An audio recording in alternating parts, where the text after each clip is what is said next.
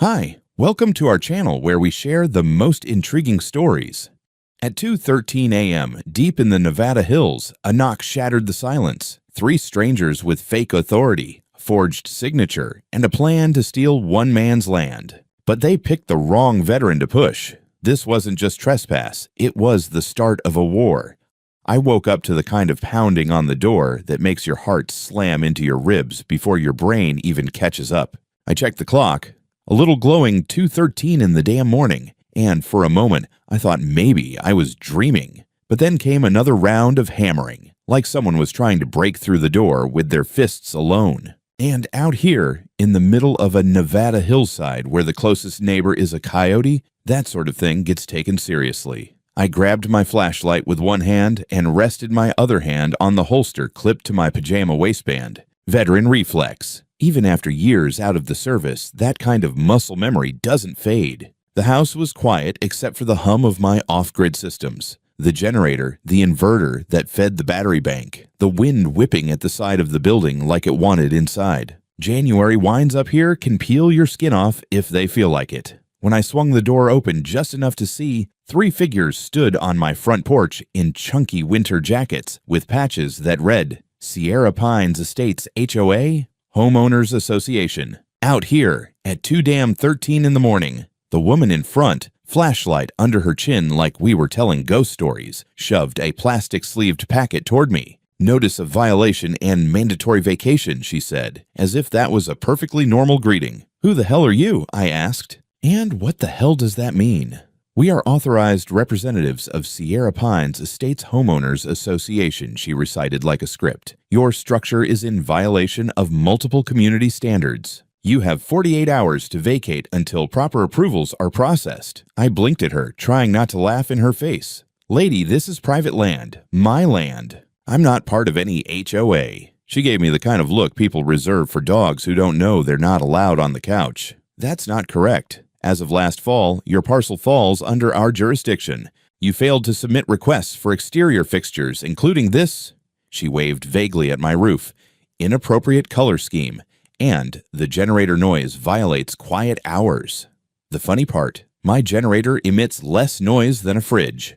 The panels and insulation work result in the house being quieter than snow, but none of that mattered because this woman had decided she owned the damn hillside. Her buddy stepped forward, flashing a piece of paper that looked like it had been printed at a high school library, and then slept on. We also have a court order here. Show me, I said. He pressed it closer to his chest. You'll see it when appropriate. I almost snorted. Yeah, that's how court orders work. You'll see it when appropriate. The third guy was shining his flashlight straight into my face, as if that was going to intimidate me. It mostly just pissed me off. I exhaled slowly. Okay, here's how we're going to do this. You three are going to step away from my property line right now, and I'm going to call the sheriff. Because this, I poked the packet she still waved, is trespassing and harassment. And if you wake me up again before sunrise, I'm going to add disturbing the peace to the list. The woman's voice turned icy.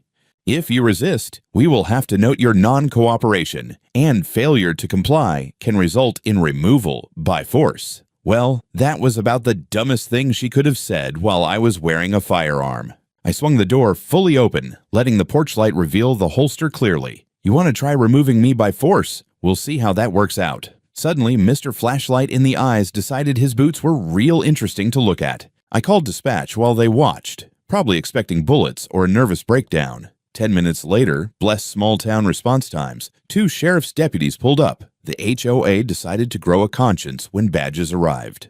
The deputies looked through the documents, if you can call clip art letterheads documents, and one of the officers raised his eyebrows so high it looked like they were trying to escape his face. The court order was a half-filled form with a scribble where a judge's signature should be. No seal, no case number, no legal anything. So much for authority. The deputies wrote up a report for unlawful entry. They gave the HOA trio a lecture about real laws, which was the most satisfying part of the whole nightmare. The woman sputtered about misunderstandings and internal resolutions, but eventually all three trudged back down my driveway like raccoons chased off the trash cans. I shut the door, adrenaline still buzzing like electricity under my skin. That was not something you shake off and go right back to sleep from. I sat at my kitchen table with a cup of coffee, watching the snow hit the windows sideways, wondering what the hell just happened and what exactly they were trying to pull. 48 hours to vacate my own home for a roof color in a place where they had no damn right to be. Whatever this was, it wasn't a simple mistake, and they'd just declared war on the wrong homeowner. The morning after that little horror show on my porch, I started making calls before the sun even cleared the ridge. First was my attorney, Jason Roth, smart, ex-military like me, and blessed with the patience of a monk and the aggression of a rabid pit bull when provoked. I told him what happened. There was a long silence on the other end of the line before he finally muttered, "That's not just illegal, that's organized." By 8:30, I'd reviewed every document I had on the property, the original title, the closing deed, the parcel map, and every county and state record I'd archived. I'd paid cash for this land. No mortgage, no encumbrances, and, most importantly, no HOA. That was the reason I bought it in the first place. I wanted sovereignty, not a neighborhood cult obsessed with paint colors and mailbox heights. But while Jason was digging into the legal side, I got a text from him. "Call the county registrar's office. Something's changed." That sentence hit me like a brick. I called immediately and got routed through to a woman named Brenda. She was polite enough, but when I asked whether my parcel had been recently added to any HOA zoning changes, she hesitated. "That information is in the system, yes," she said slowly. "What the hell does that mean?" I asked, already feeling the hairs on my neck stand up. "There was a recorded amendment," she said, adding several outlying parcels, including yours, to the Sierra Pines Estates jurisdiction. It was logged mid-December. "That's impossible," I snapped. "I never agreed to that.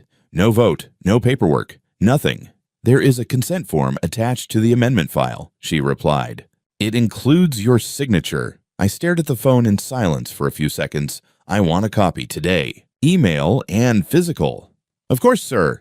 An hour later, the document hit my inbox, a scanned request for voluntary inclusion in Sierra Pines Estates HOA, dated 3 months prior, with my name, address, parcel number, and a half-assed signature that was supposed to be mine. I'd never seen that form in my life. The signature looked close enough to fool someone who didn't know better, but it wasn't mine. A soldier learns his own pen strokes like his weapon serial number, and this one was all wrong. I called Jason. "It's forged," I told him. "I thought so. It's sloppy. No notary. No cross-reference with your ID. They filed it directly through the registrar's office without verification. So someone inside helped. That's my guess. We're going to need to escalate." By noon, I drove down to the Carson County Recorder's office myself. The building was a squat 2-story cube of bad lighting and stale coffee smells.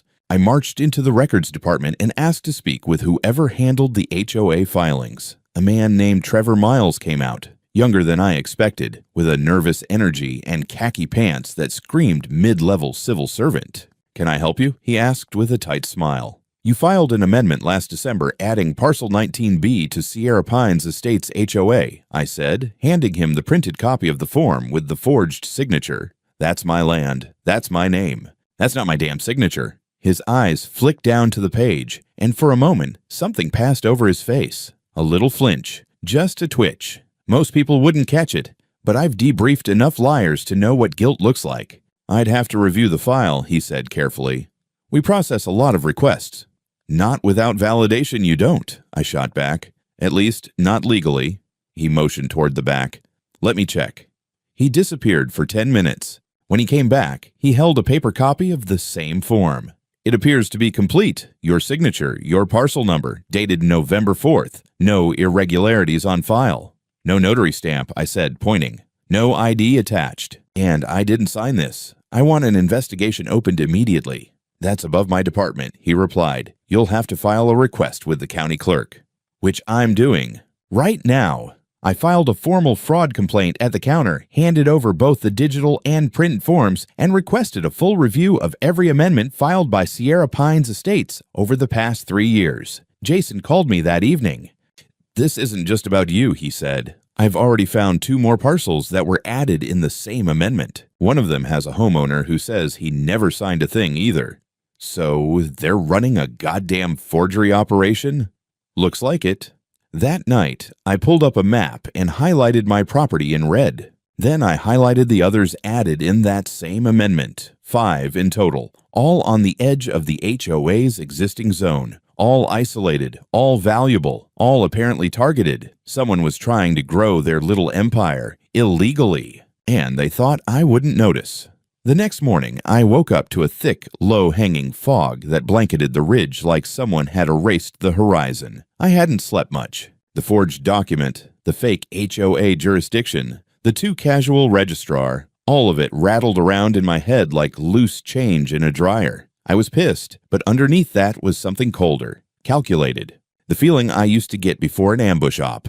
I wasn't just under attack, someone thought I'd fold under pressure. Then came the note. Folded paper left in my mailbox even though I hadn't had actual mail service out here in over a year. Just a short sentence, scrawled in uneven ballpoint pen. I know you're not crazy. Meet at the lower trailhead by the creek. Sunset. Come alone. No signature. No number. Just that. Now, this wasn't the kind of place where anonymous notes ended with birthday cake and handshakes, but my gut told me this wasn't a threat. This was someone reaching out. I brought my sidearm anyway. The lower trailhead was about a 20-minute walk through pine scrub and old ATV tracks. The sun was just starting to kiss the snowcaps when I saw someone standing by the split-rail fence near the creek, hands in his jacket pockets, head down. I recognized him before I even got close. Elijah L.J. Carter lived 2 lots over, or over the ridge and through the trees, in mountain terms. Quiet guy, retired young, built his own house like I did. We talked once or twice about solar battery inverters and the curse of raccoons, but that was it. He looked up, gave me a grim nod. I figured it'd be you. I said, "That your note?" He didn't answer right away. Just pulled something from his coat pocket and handed it to me. A USB flash drive in a plastic bag. "I used to be on the board," he said finally. "Sierra Pines HOA. That stopped me cold. They brought me on 5 years ago when I moved in." He continued, "I thought it was just to keep things tidy, enforce fence heights, dogs on leashes, that kind of crap. But it got dark real fast." I turned the flash drive over in my fingers. "What's on this?" Meeting minutes, emails, internal memos, a full folder of signed voluntary agreements from people who never agreed to jack shit. They used to be paper, but 2 years ago, they switched to QR codes and app-based voting. I frowned. QR codes? He nodded. They said it was to make voting more efficient, said every homeowner would get a unique code in the mail. But those codes weren't linked to IDs, just parcel numbers. Karen, you've met Karen by now, I assume, figured out she could scan unclaimed ones herself. Hell, they printed extra, voted from empty lots, from people who'd moved away. All in favor of expanding the HOA. I didn't know whether to laugh or vomit. She called it quiet consent, LJ said. Said if no one objected, it counted as approval. It's all on there. "And why come to me now?" He glanced back toward the trees. "Because you're the first one who didn't just take it. They tried this with my land, too. Said I owed back dues. I paid them off and shut up. My wife was pregnant at the time, didn't want the stress." "Where's your wife now?" He paused. "Left last fall, took the baby. Said she couldn't live with the paranoia." I let the silence hang. There wasn't much to say to that.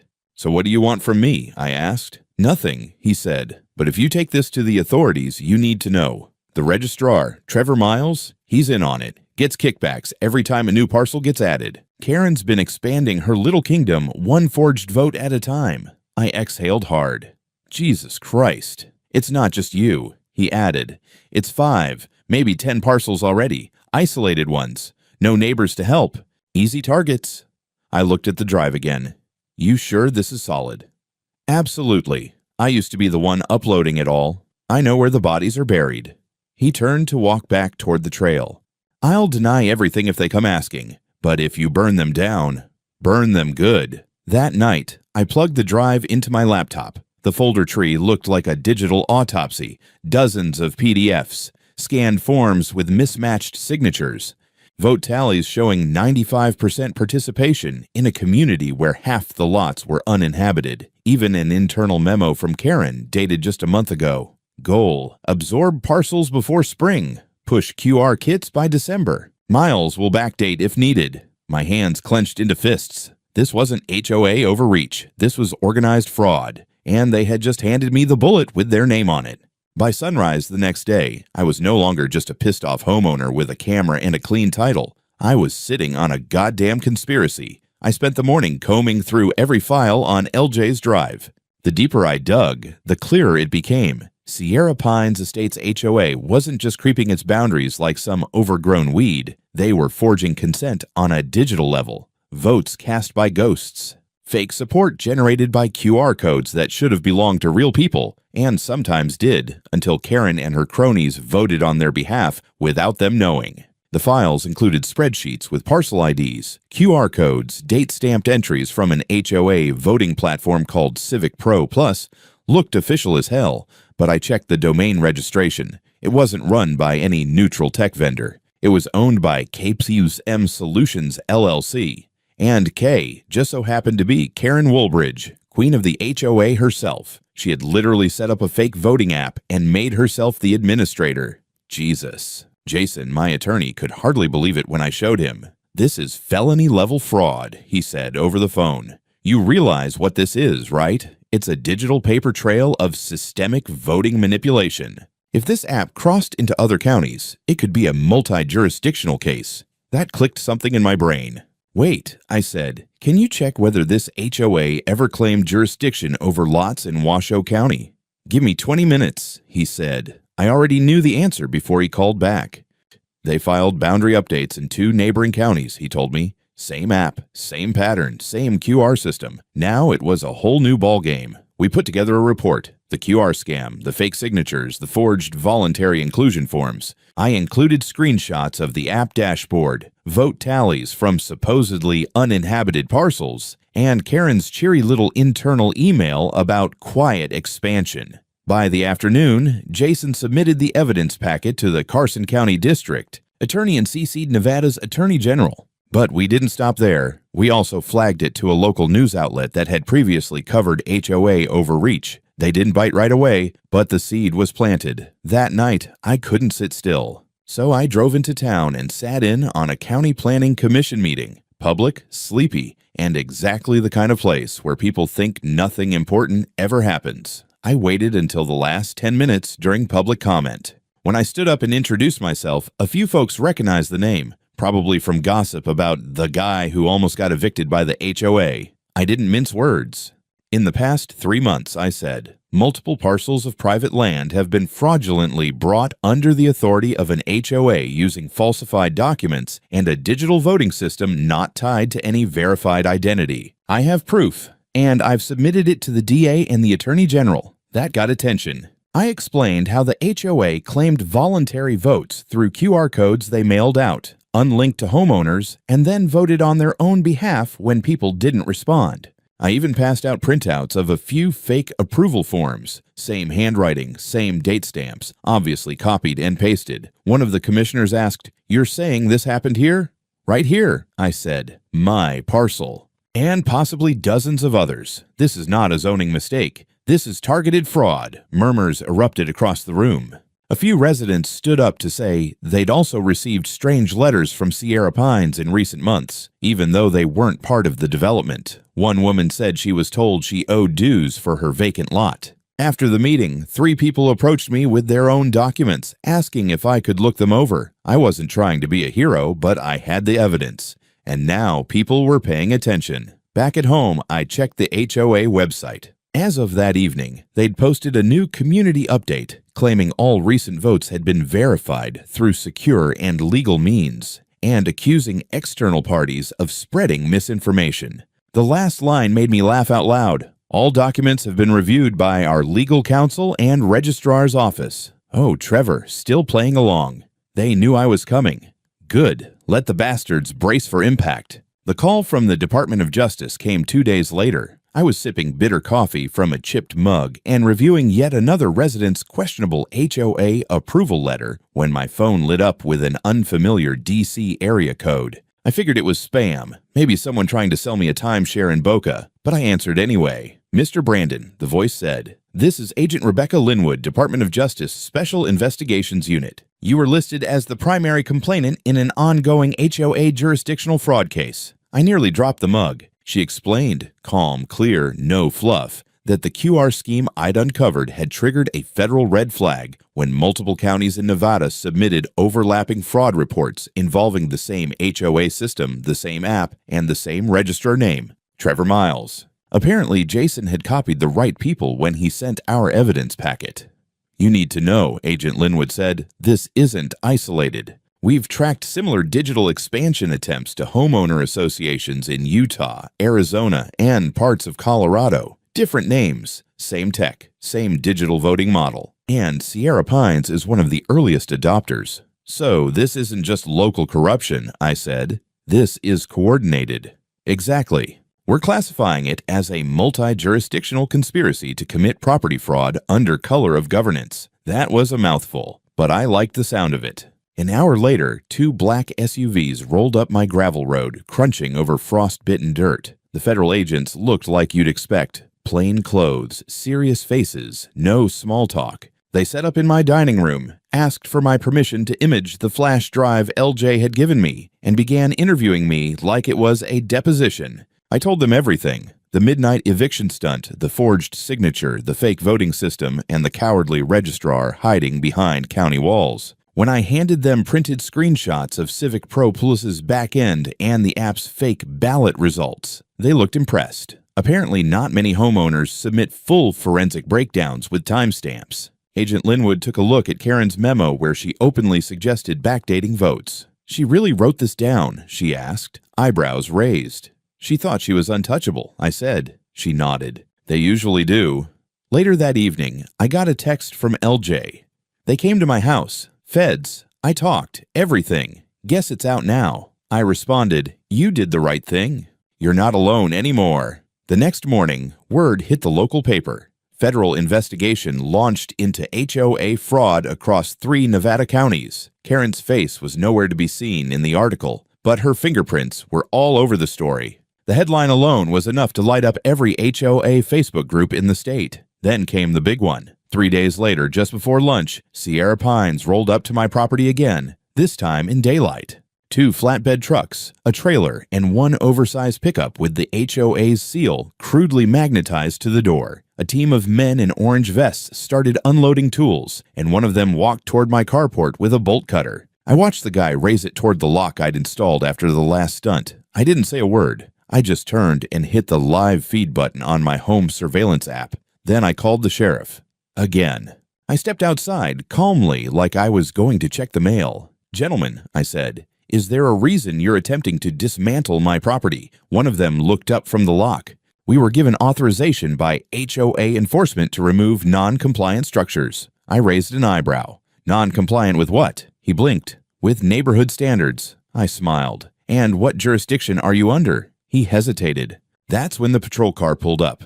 Same deputy as before. Good guy. Took one look at the bolt cutter mid-swing and didn't even ask questions. He arrested 2 of them on the spot. The others scattered like ants. The entire thing, from truck arrival to cuffs clicking, was caught on my exterior cams and uploaded to my cloud. Within 2 hours, the footage was viral in 3 community Facebook groups and had already hit local Reddit. It didn't take long for commenters to start connecting the dots. The fake votes, the midnight threats, and now blatant daylight property destruction. Even better? That same evening, LJ reached out with a bombshell. "Found something else," he said. They were sending out QR kits under the names of dead owners. I checked obituaries against voting records. Karen scanned ballots from people 6 feet under. I added it to the evidence file. By the end of the week, FBI agents executed search warrants at both the Sierra Pines HOA office and Trevor Miles' desk at the county registrar's office. They hauled out boxes, literal boxes, of files, hard drives, backup tapes, and one idiot staffer who tried to sneak out the back with a laptop in his hoodie. Trevor was taken in for questioning. Karen wasn't far behind.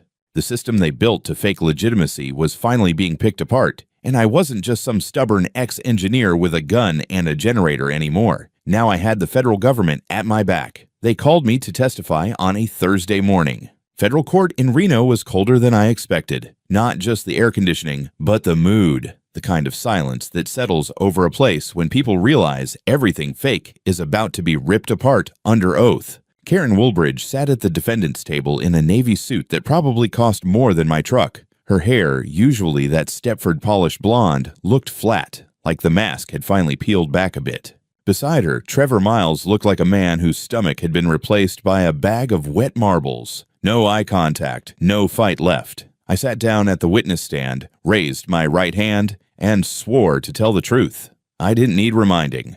I'd been living the truth for weeks now. Months, really. Mr. Brandon, the prosecutor, began. Can you walk us through the events of January 3rd? So I did. I told them everything. The 2:13 a.m. Knock, the fake eviction notice, the so-called court order waved in my face like some HOA version of martial law. I described the threats, the forged signature that magically enrolled my property into an HOA I'd never consented to, and the absolute circus that followed. The jury sat forward, leaning into the story like it was the only real thing happening in the room. They flinched at the idea of being kicked out of their homes in the dead of winter. I made sure they knew. This wasn't about dues or paint colors. This was about power, stolen behind our backs, wrapped in legal jargon and bureaucratic fog. Then the prosecutor brought up the QR system. I walked them through the emails LJ had uncovered. I explained how Civic Pro Plus worked, or rather, how it didn't. How the QR codes were distributed under the pretense of secure voting, but were actually assigned to parcel numbers, not people. How Karen and her board scanned them themselves, racking up votes like it was a game.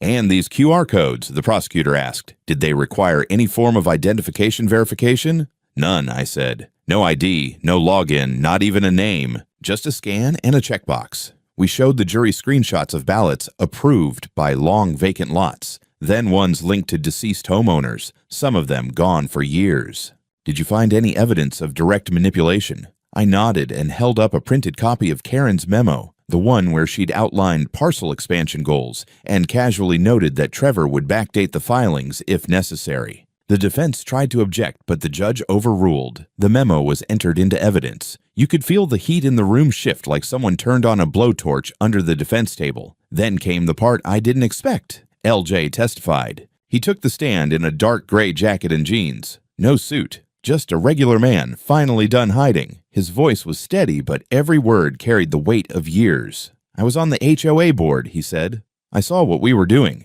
I helped file expansion forms, push QR kits, stage vote tallies. At first, I thought it was routine. Then I realized we were steamrolling property rights. Why didn't you come forward earlier? The prosecutor asked.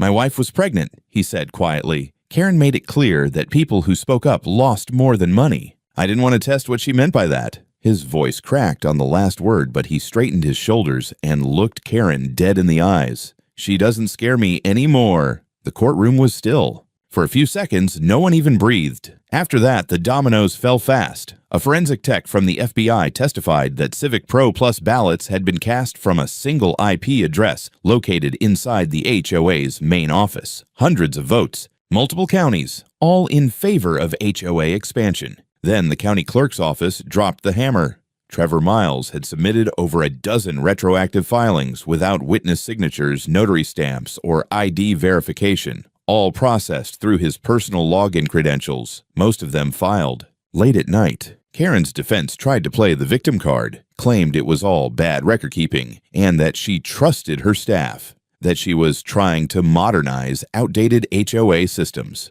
The prosecution didn't even flinch. They projected a slide onto the courtroom screen, one of Karen's emails to Trevor. Let me know when 19B is locked in. If he fights, we hit him with the full noise ordinance angle. They always fold when we act like it's already decided. Do you recognize this email? The prosecutor asked her. Karen refused to answer. The judge ordered her to respond. She finally muttered, yes.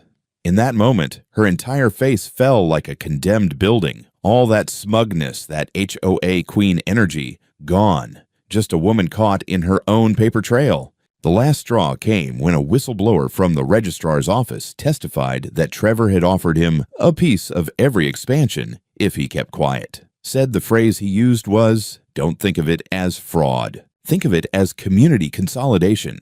Hell of a euphemism. The jury was out for less than 3 hours. When they came back, the verdicts were unanimous. Karen Woolbridge, guilty on all counts. Trevor Miles, guilty on all counts. Conspiracy to commit fraud, forgery of legal documents, unauthorized use of digital systems for governance manipulation, attempted property seizure by fraudulent means. I sat in the back row and exhaled like I hadn't taken a full breath in weeks. The court ordered Karen to pay restitution to every homeowner affected, nearly a dozen cases by then. Trevor lost his position, pension, and freedom in the same ruling. They were both remanded into custody immediately. No bail, no goodbyes. The judge closed the session with a rare statement. This court does not tolerate the weaponization of bureaucracy. Property rights are not a suggestion. They are a foundation. Amen to that.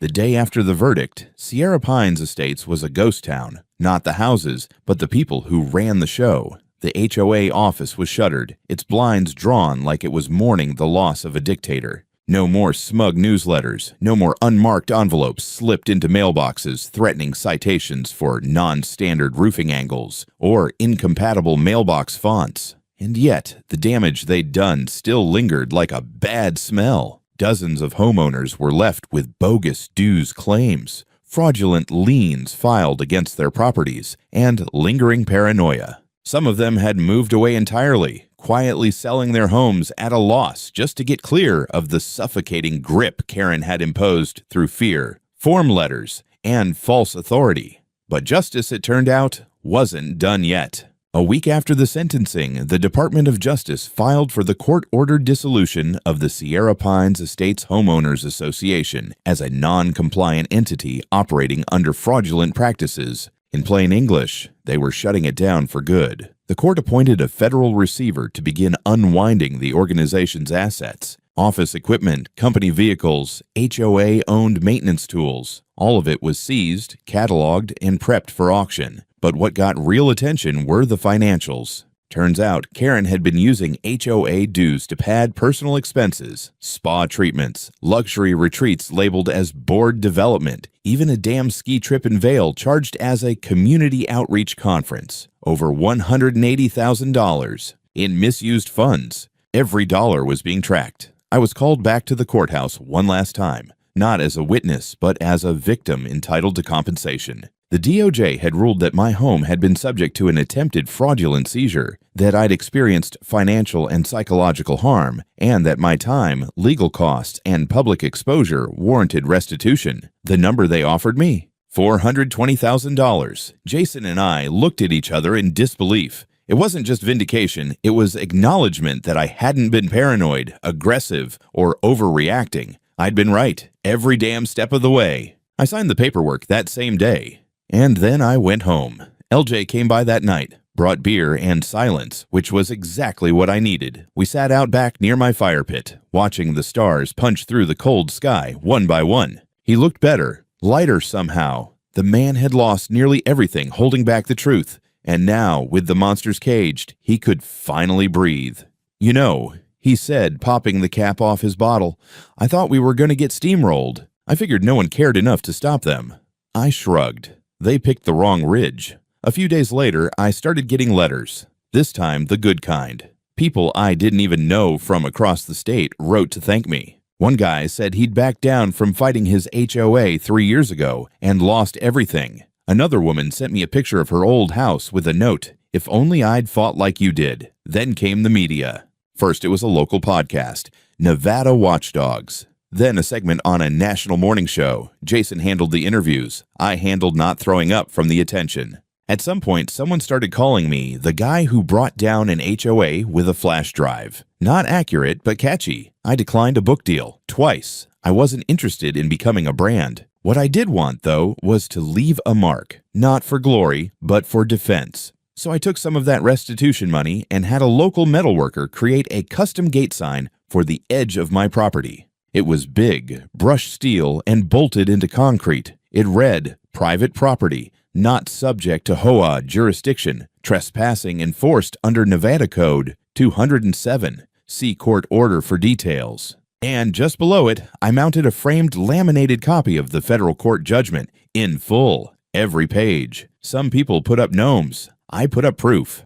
Then, one final surprise. I got a call from the county commissioner's office. Turns out they'd been reviewing HOA oversight rules across the region, and my case had lit a fire under their asses. They were drafting new legislation requiring all homeowner associations to undergo third-party audits every 2 years and to register their digital voting systems with the Secretary of State's office, and they wanted me to sit on the advisory board. I laughed at first, said I wasn't a suit, but the commissioner told me I didn't need to be. They needed someone who'd smelled the bullshit firsthand, someone who could spot fake authority from 100 yards away. I told them I'd think about it.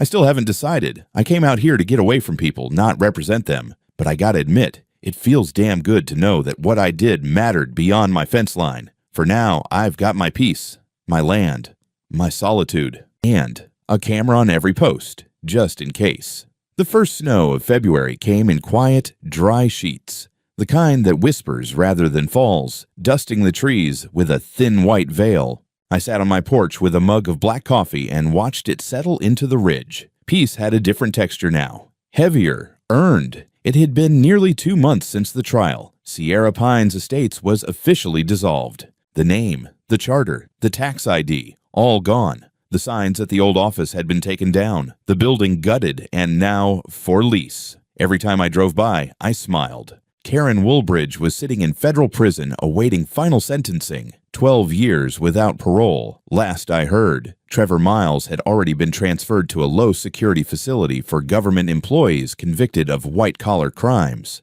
He'd taken a plea deal, confessed to falsifying records, and agreed to testify in other HOA-related cases popping up across the Southwest. Yep, turned out our little skirmish up here on the mountain had kicked open a door. After our trial went public, 3 more HOA fraud investigations launched across Nevada, 2 in Arizona, 1 in southern Utah. Civic Pro Plus was officially blacklisted by state governments, and new legislation was in the works requiring all HOA votes to be certified with government ID verification or live quorum sessions. Jason called it a reckoning. I called it damn well overdue. I'd thought everything was over after the auction. The federal receiver had sold off Sierra Pines equipment, vehicles, and Karen's remaining assets to help pay restitution. I got a letter informing me I'd receive a final payment. A small sum from the sale of their snowplow, of all things. But the real end came quietly. One morning, I got a knock at my door. I tensed instinctively, but it wasn't a flashlight mob this time. Just a man, early 30s, beard, good posture, hands visible. He introduced himself as Eric Sandoval, a property owner from down the valley. I just wanted to say thank you, he said. I bought my place 2 years ago. Didn't realize until last month that it had been absorbed by Sierra Pines the same way they tried to do to you. I saw your story, your video, that sign at your gate. You gave me the guts to file my own complaint. I shook his hand and invited him in. We talked for 2 hours about off-grid living, about what community really means, and what it absolutely doesn't. He wasn't the first to show up like that. Over the past few weeks, more and more people had stopped by, sent letters, or messaged me online. One guy offered to make a short documentary. A local high school student asked if she could interview me for her civics paper. I agreed, but warned her I wasn't the best role model. She laughed and said, "You stood up for what's right. That counts." I don't usually get sentimental, but that one stuck with me. One evening, I drove down to what used to be the central signboard for Sierra Pines, the big fake stone slab that used to boast a private community, order, beauty, belonging. Somebody had defaced it with red spray paint. Just 3 words, all caps. Not anymore, Karen. I couldn't help but laugh. A month later, I was invited to speak at a community town hall, the same commission that once rubber-stamped Karen's boundary expansions. Now, they wanted guidance on how to protect property owners from future abuse. I kept it simple. I told them the problem wasn't just corrupt people, it was systems with too much power and too little oversight. I told them people don't need to be controlled, they need to be heard. And I reminded them that no organization, no board, and no seal on a letterhead is above the Constitution. When I finished, they clapped. A few folks even stood. I didn't know what to do with that, so I just nodded and walked off.